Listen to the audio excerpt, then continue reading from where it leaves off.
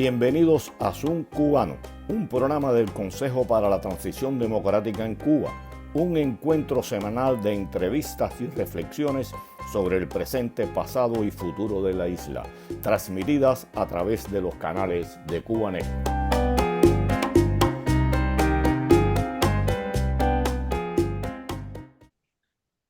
Muy buenas tardes tengan todos y bienvenidos a esta emisión número 85 de Zoom Cubano. Me acompaña como siempre mi amigo y colega Hernán Alberro y desde acá, desde Miami, les habla Pedro Acosta. ¿Cómo estás, Hernán? Hola Pedro, ¿cómo estás? Siempre sorprendiéndome con algún dato. 85 programas. Ya va caminando. Oye, no, estoy bien, estoy bien. Y bueno, hoy vamos a hablar de un tema que saca chispas y que indigna, que es la pretensión de Cuba de permanecer en el Consejo de Derechos Humanos de las Naciones Unidas, un país que viola su propia constitución, que viola sus propias leyes, pretende seguir ahí en una posición privilegiada y juzgando a otros y no juzgándose él. Y bueno, para hablar de este tema, contamos con Marlene Azor, doctora en Ciencias Sociales y Humanidades y profesora universitaria. ¿Qué tal, Marlene? ¿Cómo estás? Muy bien, Pedro. Encantada de estar invitada en este programa. Bien, también debe acompañarnos, pero no en vía directa, nuestro común amigo, el politólogo y historiador Manuel Cuesta Morúa. Pero Morúa, y reafirmando cómo Cuba respeta los derechos humanos, Morúa desde ayer tiene cortados los datos móviles y está cercado su casa, como está por iniciarse la cumbre G77 más China. Están haciendo esto, llamando a las personas, amenazándole, y bueno, nuestro amigo, común amigo, está en esta situación. Pero antes de darte la palabra y de entrar ya de lleno en el tema contigo, Marlene, yo estuve hace unos días hablando con la profesora Alina Bárbara López, historiadora y profesora, ensayista, hablando sobre este tema, y ella me autorizó, o sea, ella no puede participar por esta vía, también ella está sufriendo el rigor de la represión de los órganos de la seguridad del Estado, está regulada, no pudo venir acá a Miami, a LASKI, que se desarrolló ahora en agosto, y bueno, aquí lo que me dice ella sobre la posición que ella tiene con relación a Cuba en una silla en la Comisión de Derechos Humanos. Me dice: si un Estado no cumple las propias leyes que se ha dado en el tema de derechos ciudadanos, mínimos como la libertad de expresión o de manifestación pacífica, que son derechos elementales, no hablemos ya de la Declaración Universal de los Derechos Humanos, sino de su propia Constitución, si por incumplir esos derechos encarcela, amenaza y chantajea impunemente sin garantizar un proceso legal a las víctimas de sus arbitrariedades, mi opinión es que resulta inmoral que ese país, cualquiera que sea, esté formando parte de la Convención Internacional de Derechos Humanos de la ONU. Ahí está el criterio que le merece a Alina Barba, una persona muy respetada en Cuba, el que Cuba esté en esa silla. Hernán. Gracias, Pedro. Y la verdad, me gustaría comenzar preguntándole a Marlene y luego, en todo caso, hacer algún comentario respecto de qué reflexión te despierta esta nueva candidatura, digamos, en este caso a la reelección. El Consejo funciona de la siguiente manera: los países pueden ser reelectos seguidamente solo una vez. Debe pasar un periodo sin ser miembros del Consejo y luego pueden volver a ser candidatos, luego de ese periodo, por 2 periodos más.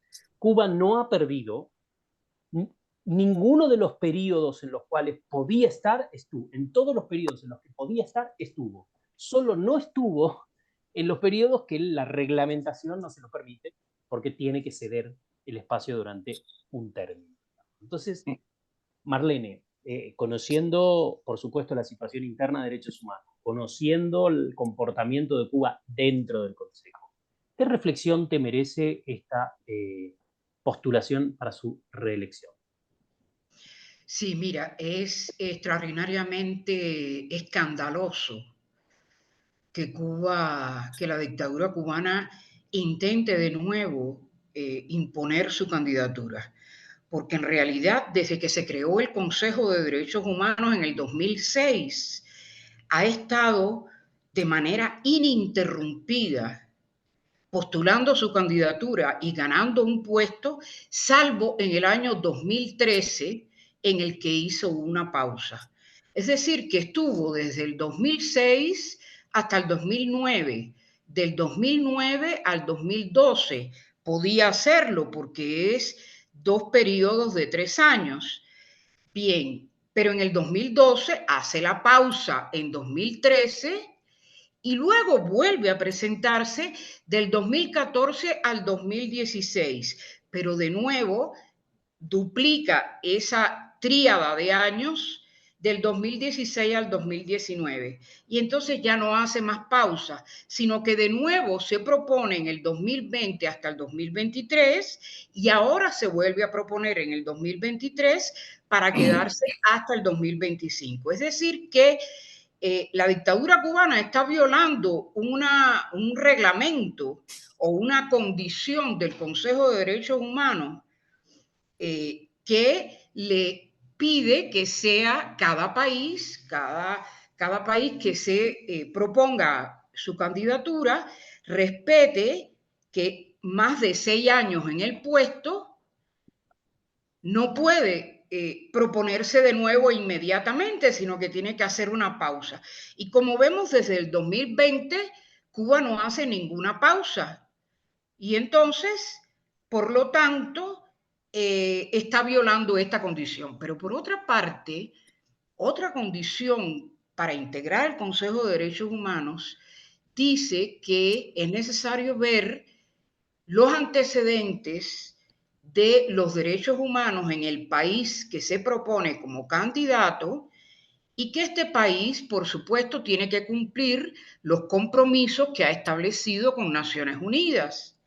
Y en este sentido yo recuerdo que Cuba firmó en el 2008 los 2 pactos fundamentales de derechos humanos de Naciones Unidas y sin embargo, 15 años después, no ha cumplido su compromiso de ratificación de estos 2 pactos.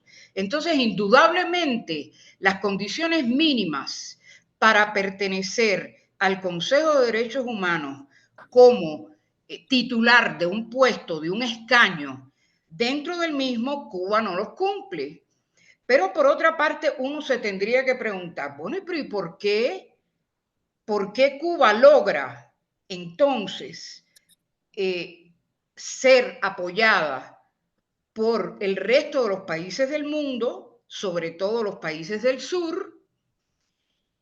¿Por qué siempre es apoyada y aprobada en su candidatura? Y es que efectivamente la política desde Fidel Castro ha sido una política de intercambio de favores con las dictaduras. Ponemos el ejemplo con el dictador Videla en Argentina, y esta misma política de intercambio de favores, es decir, Cuba se pone de acuerdo con Videla en la década de los años 70, en plena dictadura en Argentina, se pone de acuerdo para no ser condenada en Naciones Unidas por la violación de derechos humanos, y entonces Cuba va a hacer lo mismo con relación a la dictadura de Videla en Naciones Unidas. Esta política de intercambio entre las dictaduras explica, y como tenemos 50, 60 países en el mundo con dictaduras, y además bastante localizados en el sur de América Latina y sobre todo en África, pues entonces esta política de intercambio de favores se ha seguido manteniendo por la política exterior cubana con el dictador Raúl Castro y con el dictador Miguel Díaz-Canel. Entonces, ¿qué es lo que pacta estas dictaduras? Bueno, no me señales, no condenes la violación de derechos humanos en el país cuando esto suban demandas a Naciones Unidas, y yo voy a hacer lo mismo por ti, pero entonces tú votas por mí. Otra estrategia es, bueno, yo propongo a determinados países del sur a ocupar puestos en distintas instituciones de Naciones Unidas, los propongo, apoyo la candidatura de ellos, reúno a mis aliados para que apoyen a ese país para llegar a la institución de comercio o a otra subinstitución de funcionamiento de Naciones Unidas, y a cambio yo pido que ustedes me sigan apoyando en el Consejo de Derechos Humanos. ¿Y cuál es el resultado de esta política?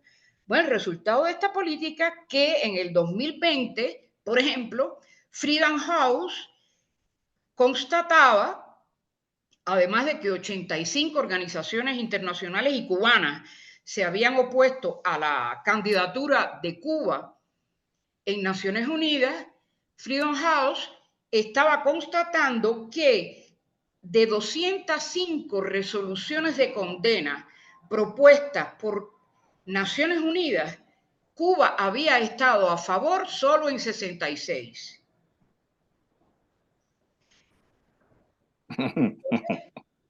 Entonces, efectivamente, y tenemos un estudio también hecho muy completo por CADAL, que es otra ONG argentina, en la cual aparece hasta el 2019, por ejemplo, que la prueba de que Cuba estuvo en contra de condenar 15 países y alrededor de 80 veces se opuso a que se tomaran medidas desde Naciones Unidas como relatores especiales, procedimientos especiales, monitoreo, condenas, resoluciones de condena. Es decir, que la actuación de Cuba desde el 2006 es una actuación oprobiosa contra los derechos humanos. Por una parte, no acepta los compromisos adquiridos con Naciones Unidas porque no ratifica los pactos fundamentales de derechos humanos, y por otra parte obstaculiza el trabajo del Consejo de Derechos Humanos de Naciones Unidas al impedir que se hagan procedimientos especiales, investigaciones de países en los cuales hay denuncias de graves violaciones de derechos humanos. O sea, es un poco el negocio inmoral tras bambalinas. Tú me haces un favor a mí, yo te lo hago a ti, y Cuba también. A Cuba se le deben muchos favores a costas del pueblo cubano, porque Cuba ha mandado maestros, médicos, guerrilleros, comida, o sea, son millones de pesos de los que le ha quitado el gobierno cubano para dárselo a esos gobiernos, a esos países, y es una deuda que tienen con ellos y Cuba la va cobrando de esta forma. Y dijiste algo, Marlene, que yo quisiera que tú explicaras para nuestros oyentes, nuestros televidentes, porque la gente dice, no, pero Cuba ha firmado los pactos, y yo le digo, sí, lo ha firmado, pero no lo ha ratificado. ¿Cuál es la diferencia entre firmar el pacto y ratificarlo? ¿Qué conlleva ratificar el pacto? Bueno, es una diferencia total. Una cosa es que tú firmes un tratado o el pacto de los dos pactos fundamentales de Naciones Unidas, y otra cosa es que lo ratifiques. Cuando lo ratificas, entonces se convierte vinculante. ¿Y qué quiere decir vinculante en derecho? Bueno, que si tú aceptas y ratificas los dos pactos internacionales de Naciones Unidas, tu legislación interna tiene que reflejar esos principios, esos valores y esos derechos.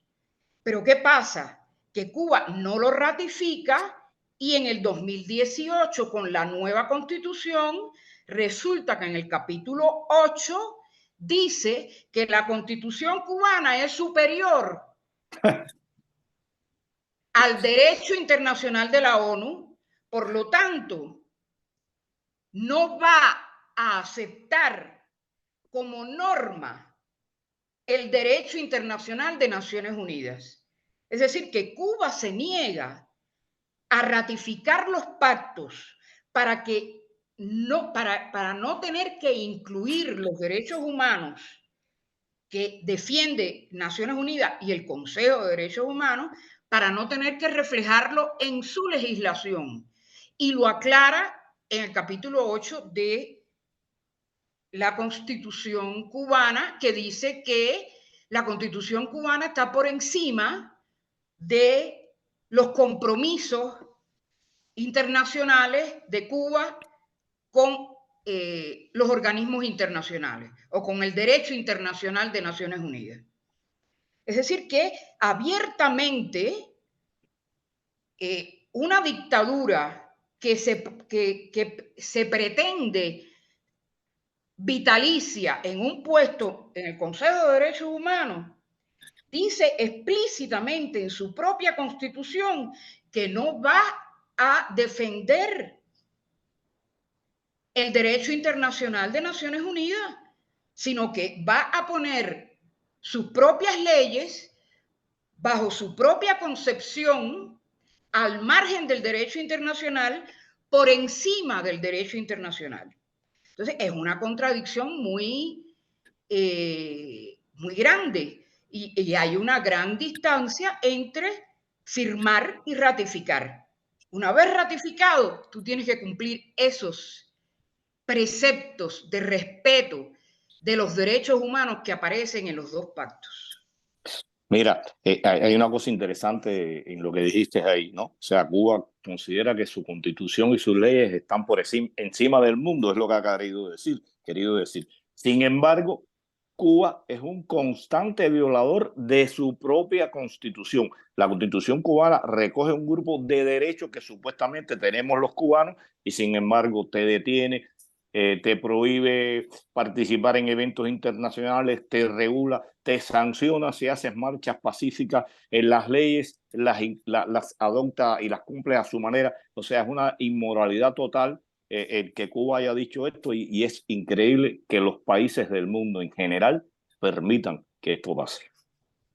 Efectivamente, estoy de acuerdo contigo, Pedro, y eso se debe, bueno, a una vieja política de Fidel Castro, del dictador Fidel Castro, de intercambiar favores entre dictaduras y entre países que quieren ascender en reconocimiento en determinadas instituciones de Naciones Unidas. Entonces, este intercambio de favores hace que de manera increíble Cuba adquiera otro puesto más en el Consejo de Derechos Humanos, violando sus dos condiciones fundamentales y además teniendo un historial de violaciones de derechos humanos extraordinario. Hernán. Marlene, pensaba, y sé que esta pregunta es difícil en el sentido de que no nos podemos meter en la cabeza de ellos, pero ¿por qué a Cuba le interesa ser parte del Consejo de Derechos Humanos teniendo en cuenta todo lo que dijiste, ¿no? No cumple ninguna de sus pactos, vota en contra de resoluciones que son a favor de los derechos humanos? ¿Por qué? La dictadura está muy interesada porque siempre ha estado mucho más interesada en la política exterior que en la política interna. Es decir, en la política interna él no respeta ninguna de sus responsabilidades. La dictadura no respeta ninguna de las responsabilidades que debería tener un gobierno normal. Sin embargo, a nivel de política exterior, ha sido, desde el dictador Fidel Castro, un gran promotor de erigirse en un país hegemónico para visualizarse como posible mediador de los conflictos del mundo, ¿no? Esa es la hegemonía que ha pretendido la política exterior cubana desde el dictador Fidel Castro. Entonces, efectivamente, en una situación tan descalabrada desde el punto de vista económico, social, político dentro de Cuba,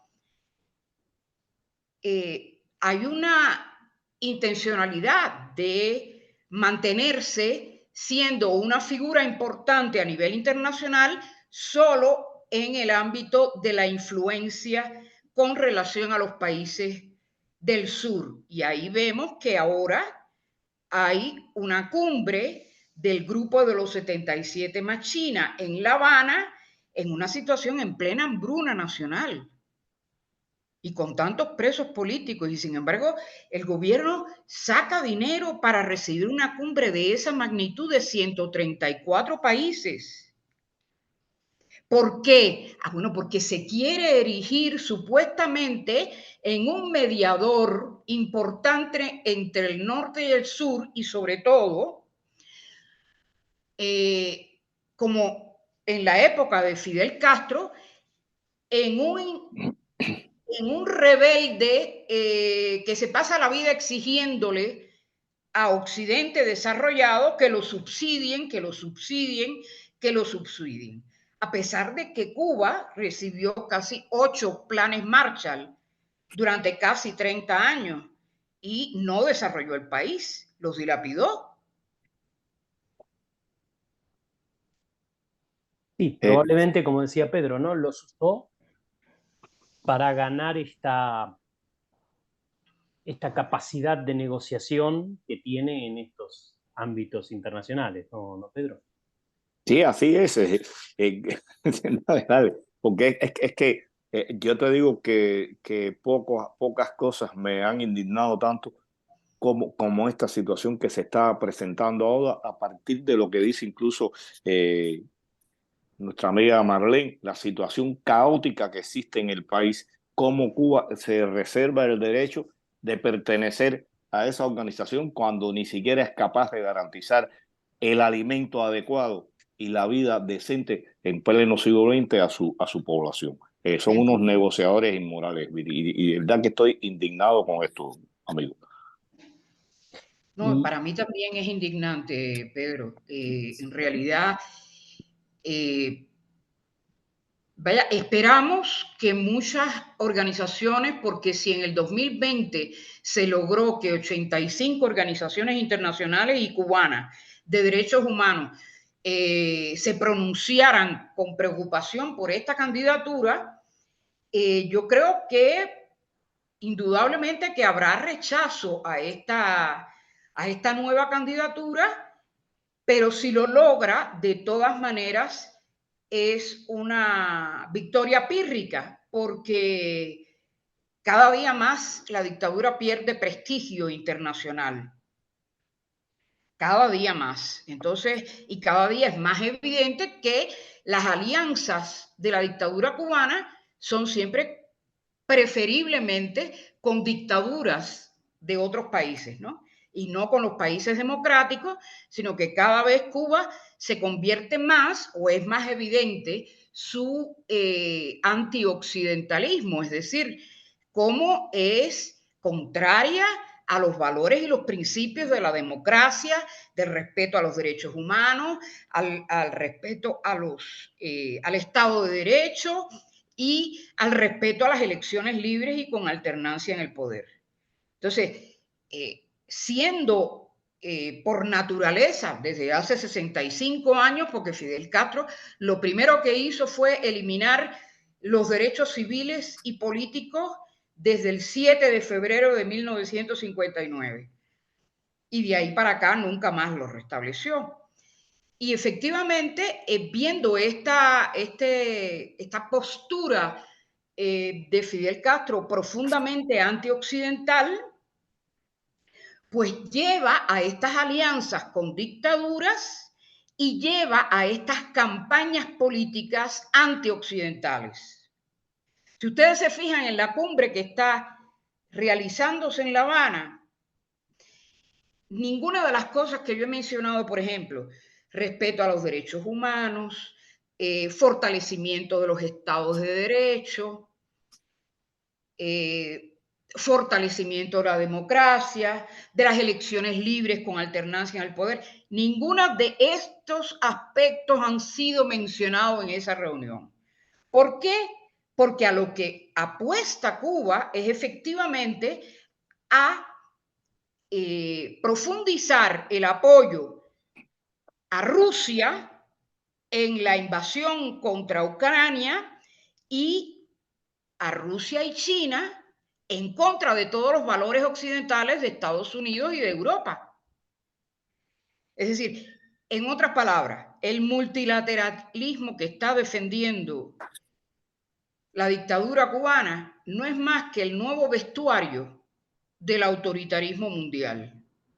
Es decir, yo desecho todos los valores de Occidente que han hecho posible el desarrollo en esos países, y yo lo que me atrinchero en atacar justamente a Estados Unidos y a Europa Occidental para imponer los valores del autoritarismo, es decir, para imponer los valores de las dictaduras, que no exista libertad de expresión, que no exista libertad de manifestación, que no exista transparencia en la información pública del gobierno, que no exista controles sobre la corrupción administrativa en el país, etcétera, etcétera, etcétera. No, si vemos los mejores amiguitos de Cuba, Nicaragua, Venezuela, Corea del Norte, Rusia y China. Ahí tienes los ejemplos de los mejores amigos con que cuenta esta dictadura. Irán se me quedó fuera Irán. Son los 6 mejores amigos de Cuba. Hernán, algo que tengas por acá. No, simplemente agregar un agradecimiento a Marlene. Pensaba recién, ¿no? 2 cosas, rápido. La primera, Irán, ¿no? Que precisamente persigue, mata a mujeres por simplemente sacarse el velo, y Cuba, que supuestamente es un régimen feminista, donde también las mujeres sufren montones de femicidios, lo hemos cubierto aquí en el programa, y la solidez de las mentiras cubanas es lo que indigna, ¿no? O sea, cómo una mentira tan evidente, un discurso tan evidentemente sesgado y mentiroso puede subsistir en el debate internacional, ¿no? Lo mismo pasa con el bloqueo, lo mismo pasa con muchísimas cosas que Cuba ha logrado, como decía Marlene, producto de una larga historia de esfuerzo, imponer en el debate internacional, y hoy en día se sostienen. Marlene, muchas gracias como siempre por esta conversación que nos ayuda y nos ilumina en poder comprender ciertos fenómenos que nos presenta la realidad. Muchas gracias a ustedes por haberme invitado. Y estamos en comunicación también, como comentó Pedro, no en directo, pero pudimos conversar con Manuel Cuesta Morúa, vicepresidente del Consejo para la Transición Democrática de Cuba. Manuel está en Cuba y por eso es que tenemos que hacer esto en forma diferida, digamos, grabado, porque la comunicación estaba muy dificultada, precisamente en ocasión del G77 más China teniendo lugar en la ONU. Y le preguntamos entonces a Manuel su parecer, su opinión sobre esta postulación de Cuba para la reelección como miembro del Consejo de Derechos Humanos en Cuba, y esto fue lo que nos dijo. Pues sí, contrario a toda su propia lógica, contrario a lo que está sucediendo y a lo que ya con claridad el gobierno asume como la legitimidad de ellos para violar los derechos humanos. Es decir, ellos creen que está bien violar los derechos humanos para proteger supuestamente la seguridad nacional y los fundamentos políticos, sociales y económicos del Estado, tal y como le llaman. Contrario a eso, persisten al mismo tiempo en continuar dentro del Consejo de Derechos Humanos. Creado justamente en 2016, el gobierno cubano puede considerarse ya candidato decano del Consejo por los Derechos Humanos. Lleva 12 años ahí de los 17 que tiene el Consejo de Derechos Humanos, creado en 2006, y persiste al mismo tiempo, como decía, en violar estos derechos al interior del país. No solo los derechos humanos que pretende supuestamente defender como juez en el tribunal, porque el Consejo, ser miembro del Consejo te da posibilidad de analizar, observar, escudriñar y hacer escrutinio sobre el comportamiento de derechos humanos en otros países.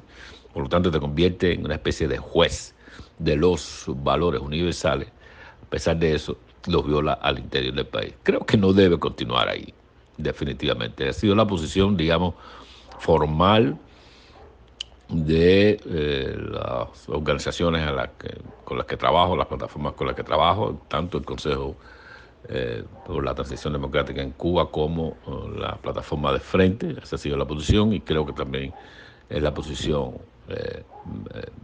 personal de casi todos sus integrantes. Cuba ya no debe continuar ahí. Y hay una serie de razones añadidas que tienden a convertirse en agravantes.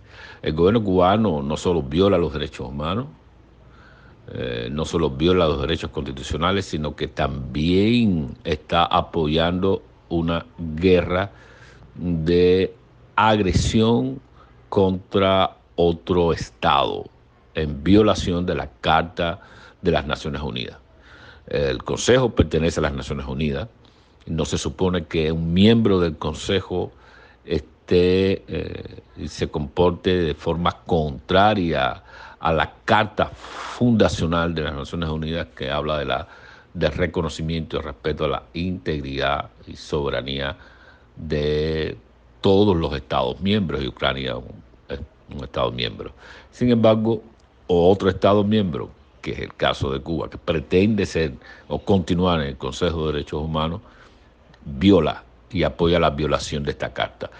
De tres maneras: política, diplomática, y ahora se acaba de revelar por las declaraciones del embajador cubano en Rusia de que no están en contra del mercenarismo, lo cual agrava un poquito más esta situación. Y yo creo que la comunidad internacional, miembros del Consejo de Derechos Humanos, los estados que votan allí, las organizaciones que presionan en esa dirección, deben de alguna manera tomar nota de esta gravedad, el comportamiento de un Estado que pretende repetir en el Consejo de Derechos Humanos.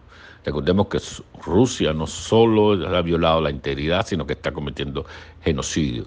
Y en los términos propiamente de la Constitución cubana, y en los términos propiamente de la retórica y del relato del gobierno cubano, relato histórico, casi fundacional, supuestamente de lo que ellos llaman revolución, los cubanos deben oponerse a toda guerra imperialista. El Estado no debe apoyar ninguna guerra imperialista. Está claro que ellos le llaman, como Rusia, una operación militar especial, pero está claro que en los propios términos de la historia de Cuba eso es una guerra imperialista de agresión de un Estado que quiere apropiarse de otro Estado o de parte de ese otro Estado. De modo que no debe estar en el Consejo de Derechos Humanos.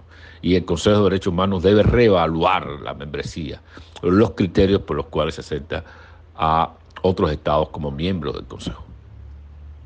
Emmanuel, ¿cómo valoras tú la posición del resto de los integrantes de la Comisión de Derechos Humanos de la ONU a partir de lo sucedido el 11 de julio del 2021, cuando Díaz-Canel, de manera cobarde, lanzó las tropas a la calle haciendo un llamado a el combate?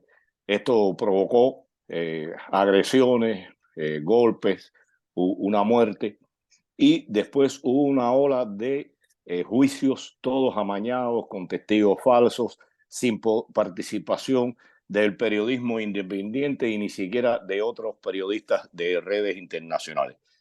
¿Qué tú crees de esta posición del resto de los 46 miembros de la Comisión de Derechos Humanos de la ONU?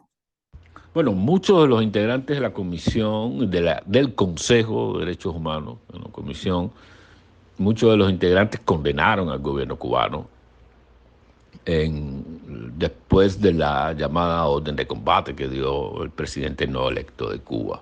Muchos lo condenaron, otros no, otros son aliados incondicionales de alguna manera del gobierno cubano y al mismo tiempo hacen exactamente lo que el gobierno cubano hace con sus ciudadanos en sus propios países, que es reprimir y violar los derechos humanos. El caso de China, es el caso de Irak, es el caso de Vietnam, es el caso de la propia Rusia, es el caso de otros estados que o han estado dentro del Consejo o de alguna manera pretenden y han pretendido también formar parte del Consejo.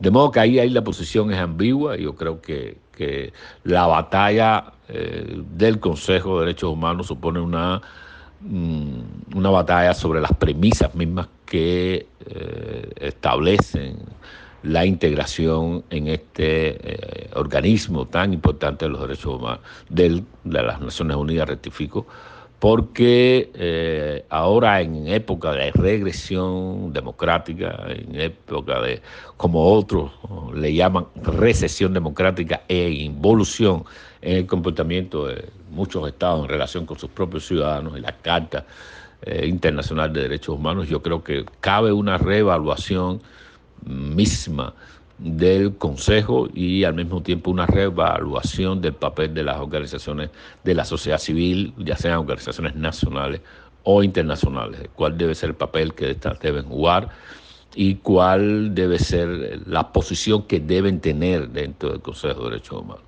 Porque de lo contrario vamos a seguir observando y siendo testigos de esta involución casi degradante, ya no solo por la ineficacia de los mecanismos, sino por la falta de sintonía entre el comportamiento de los estados y los valores que supuestamente deben defender en las Naciones Unidas y los valores que deben defender dentro del Consejo de Derechos Humanos. De modo que ahí hay que trabajar fuertemente. Yo creo que debemos hacerlo y aliarnos con aquellas organizaciones que en el mundo son y que quieren una reestructuración misma de este Consejo de Derechos Humanos. Bueno, Pedro, esto ha sido todo por hoy. Como siempre, un programa interesante que nos permitió, yo creo que de nuevo frustrarnos, ¿no? Yo creo que de nuevo sentir esa sensación de impotencia ante un régimen que es tolerado y se le permiten estas situaciones en las cuales el órgano internacional responsable por velar la paz y el respeto por los derechos humanos tiene entre sus integrantes a nefastos representantes de gobiernos nefastos que, lejos de promover la paz, lejos de promover los derechos humanos, lejos de promover las libertades de las personas, las persiguen, las criminalizan y las sancionan. Esto ha sido todo por hoy y esperamos, como siempre, a nuestra audiencia por los canales de Cubanet para seguir tratando de desandar, de comprender, de analizar el presente, el pasado y el futuro de Cuba. Muchas gracias.